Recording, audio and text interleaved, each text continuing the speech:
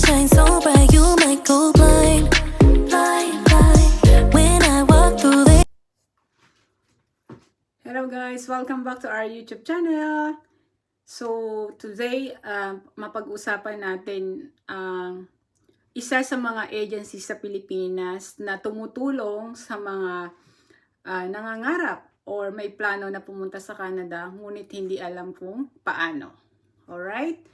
So today, isi-share ko sa inyo ang experience ng isa sa mga kaibigan ko na nandito na sa Canada for almost 1 year.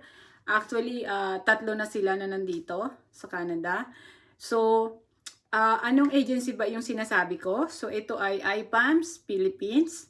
So, kung hindi ka pa nakapag-follow, don't forget to follow. Ito yung Facebook page nila, IPAMS Philippines, located sa Quezon City. So, nandyan yung contact number nila, email address, and of course, yung address nila sa Pilipinas. So, IPAMS Philippines accepting the walk-in applicants. Especially kung nasa Manila ka lang, they accept the walk-in applicants.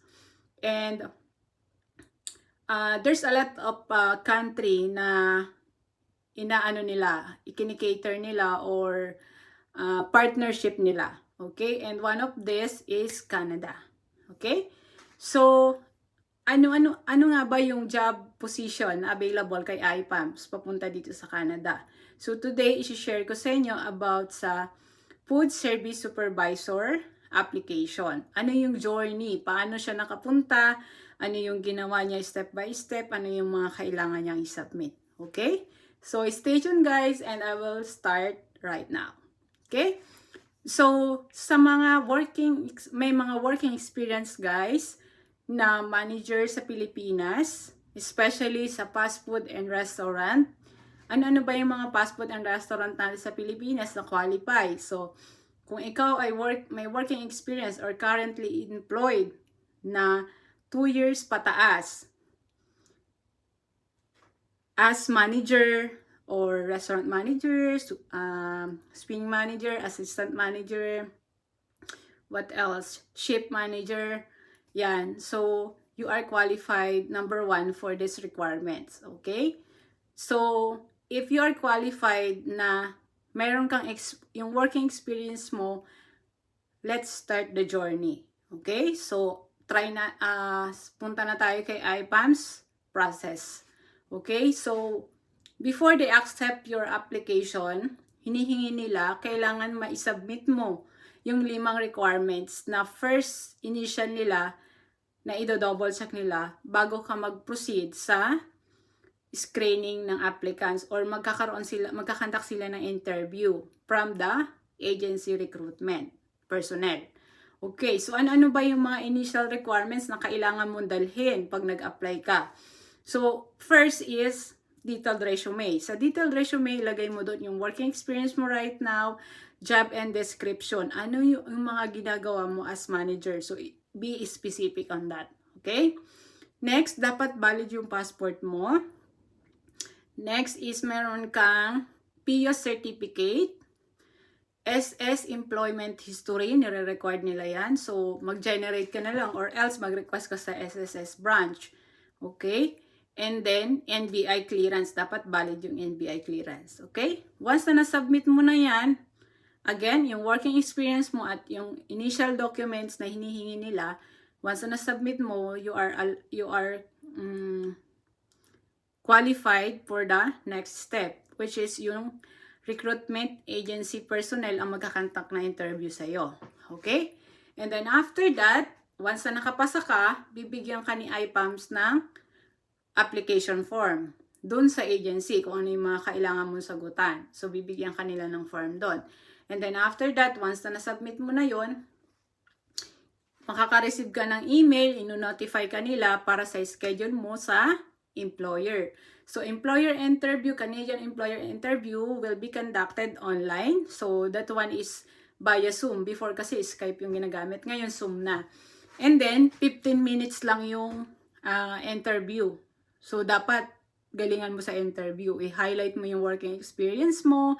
Ano ba yung goal mo sa pagpunta sa Canada? Ano yung may share mo sa company? 'Di ba?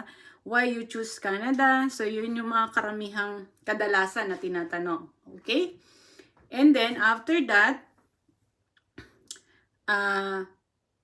once na okay na yung interview mo, si IPAMS ay magno-notify sa'yo after 2 days. Ano ba yung result ng interview? Okay? And congratulations, if nakapasa ka, we will proceed to LAMIA application. Okay?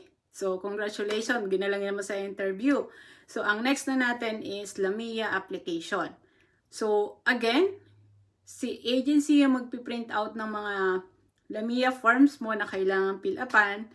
And then, pwede kang pumunta sa agency or else isasubmit na siya, ibibigay nila sa iyo via online. So, ganon. Depende sa arrangement nyo. Okay? And then, LAMIA, yung LAMIA forms na yan, kakailanganin yan ni Canadian employer mo. Kasi, pinapilapan lang yan sa'yo para sa personal details mo. And then, si Canadian employer, siya yung mag-a-apply ng LAMIA na para sa'yo sa True Service Canada. Okay?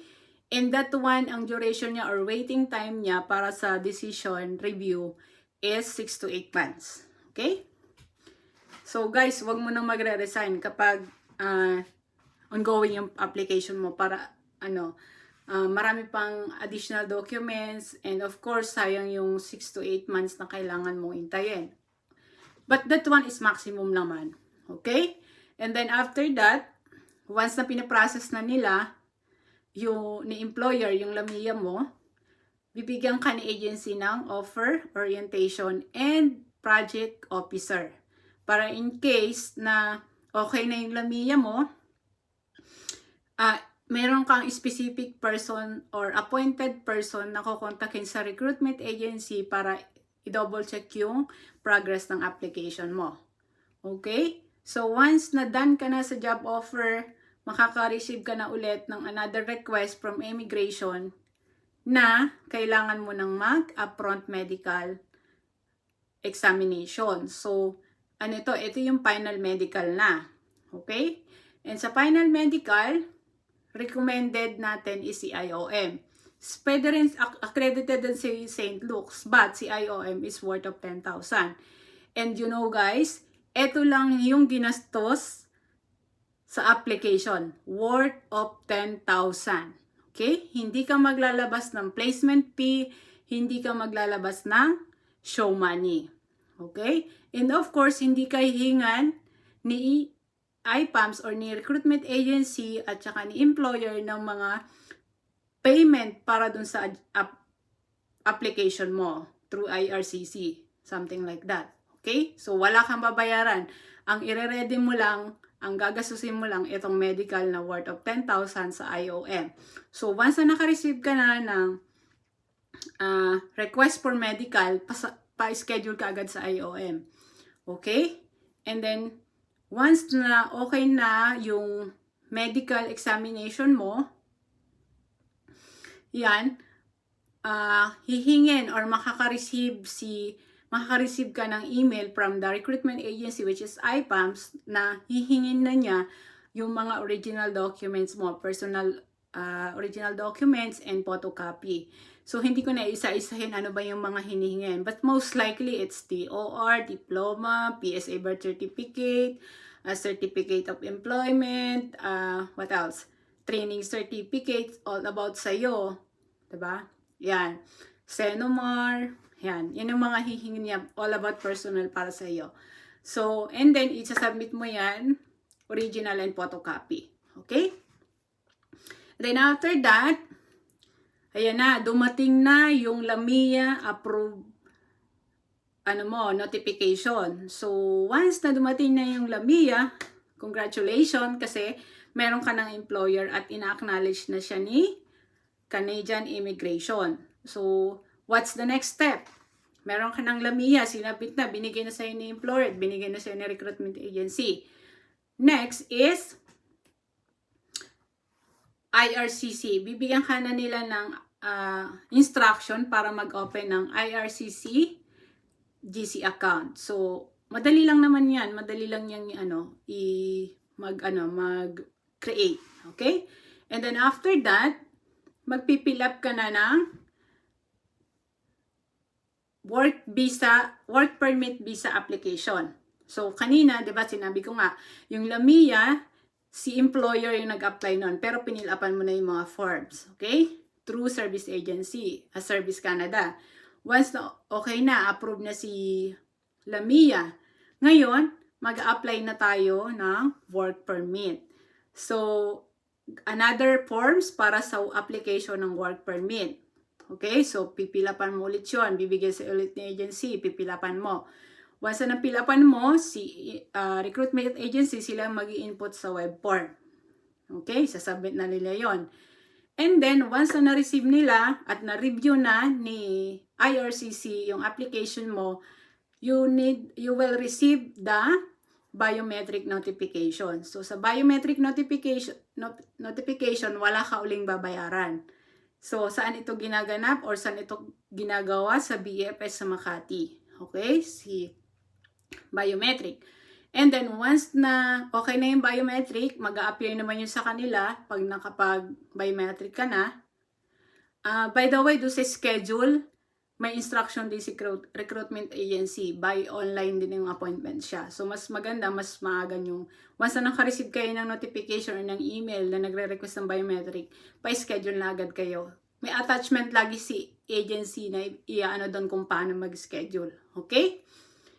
And then, once na done na yun, hintayin na natin yung decision for work permit. And good news, approve na yung work permit mo. Okay? Approve na yung work permit visa mo.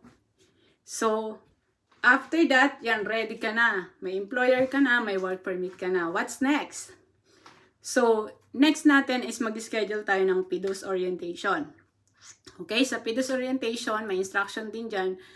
As far as I know, si IPAMS meron na siyang sariling doon na mismo sa kanilang office may PDUS orientation. Sila na yung may representative na sila for orientation. So PDUS orientation. And then once you're done for PDUS orientation, you will receive this following from the employer. Makaka-receive ka ng French school kung ano yung schedule mo para sa school. Kasi dito, French school, wala tayong IELTS. Hindi mo kailangang mag-take ng IELTS. So, don't worry about that. Si employer, i-enroll ka niya sa French school. Okay? And then, bago ka umalis ng bansa natin, ng Pilipinas, alam mo na kung kailan ka papasok, kailan ka mag-start sa schooling para sa French language. Okay? And then, makaka-receive ka din about sa apartment, sa bahay. Magkano, contract list, magkano yung monthly mo, may question ka ba doon? And then, it's been 1 year ba yung contract mo sa apartment bago ka makalipat ng iba, makahanap ng iba? Okay? And then, si employer ang magbubook ng ticket mo at siya ang may sagot din ng ticket mo. But dun sa apartment, ikaw na yung magbabayad, but sila na yung naghanap para sa'yo. So, pagdating mo dito sa Canada, meron ka ng apartment at hawak mo na rin yung contract of lease. Okay? So, plane ticket, again, sagot din ni employer. Okay?